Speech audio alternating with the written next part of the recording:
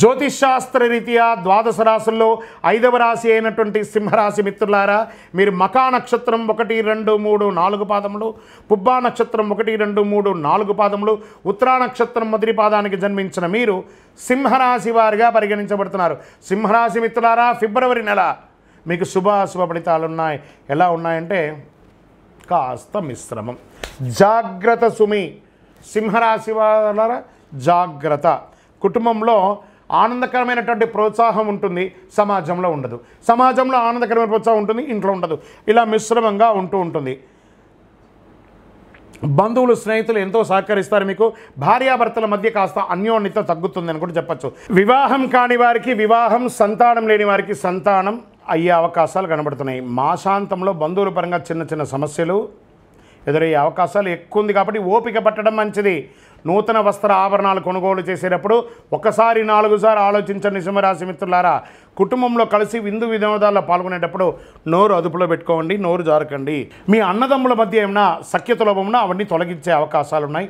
అప్పుల సమస్యలు తలెత్తవచ్చు. సింహరాశి మిత్రులారా, తల్లి ఆరోగ్యం పట్ల శ్రద్ధ అవసరం. ఆధ్యాత్మిక పట్ల మీకు ఉత్సాహం పెరుగుతుంది. కొంతమంది విదేశాలకి వెళ్ళాలి అనుకుంటున్న వాళ్ళకి, లేదా విదేశాల్లో వాణిజ్యం చేయాలనుకుంటున్న వాళ్ళకి ప్రయత్నం చేయండి. మాసం చివరిలో ఇవన్నీ కూడా కలిసి వచ్చే అవకాశాలు ఉన్నాయి. ఉద్యోగస్తులకి కార్యాలయంలో సహోద్యోగాల నుంచి కొంచెం ప్రెషర్స్ ఉంటాయి, జాగ్రత్త. పై అధికారులతో మాట్లాడేటప్పుడు జాగ్రత్త. కింద వాళ్ళతో మాట్లాడేటప్పుడు ప్రేమానురాగాలతో మాట్లాడండి.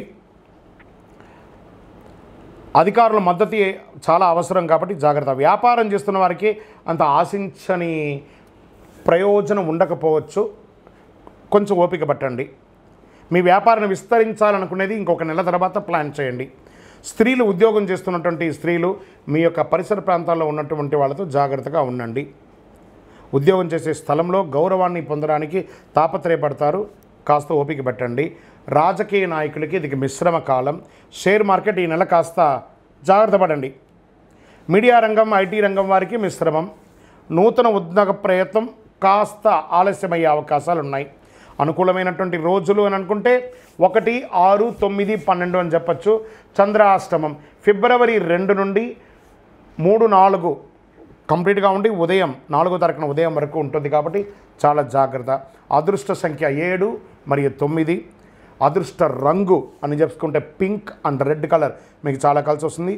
పూజించవలసినటువంటి దైవం సుబ్రహ్మణ్య స్వామి వారిని ప్రార్థన చేయండి.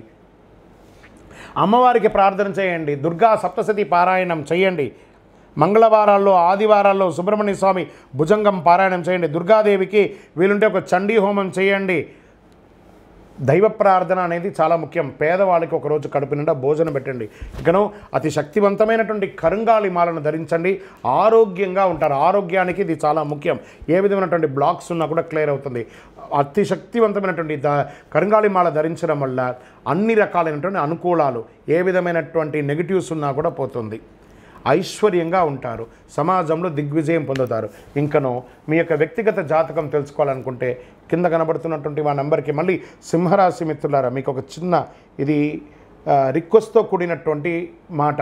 ఈ నెల జాగ్రత్త. ఎవరైనా అడగాలనుకుంటున్నారా, లేదా మా ద్వారానే అడగాలనుకుంటున్నారా? 21 వయసు లోపు ఉన్న వాళ్ళు అడగకూడదు, చదువుకోవాలి విద్యార్థులు. 60 వయసు దాటిన తర్వాత మీరు అన్నీ అనుభవించేశారండి, అన్నీ తెలుసు మీకు.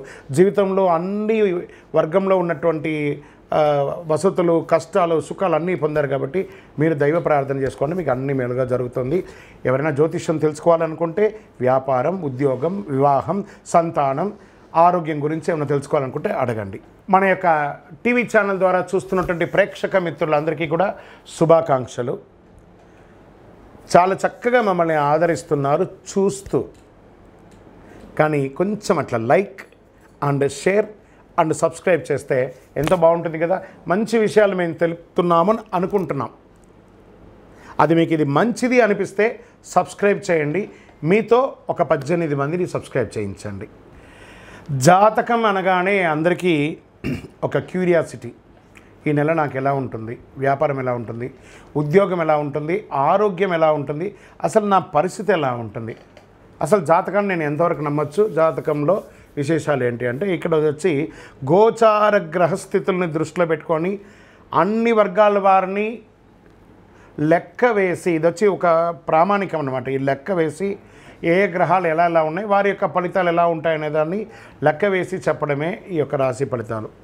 మీ యొక్క వ్యక్తిగత జాతకానికి ఇది ఒక 40% మాత్రమే వర్తిస్తుంది.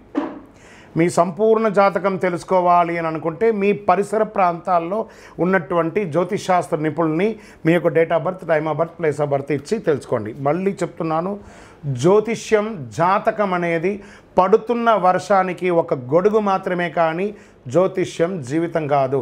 మీరు మిమ్మల్ని నమ్మండి, జ్యోతిష్యం ఆ దారిలో మీకు సపోర్ట్ చేస్తుంది.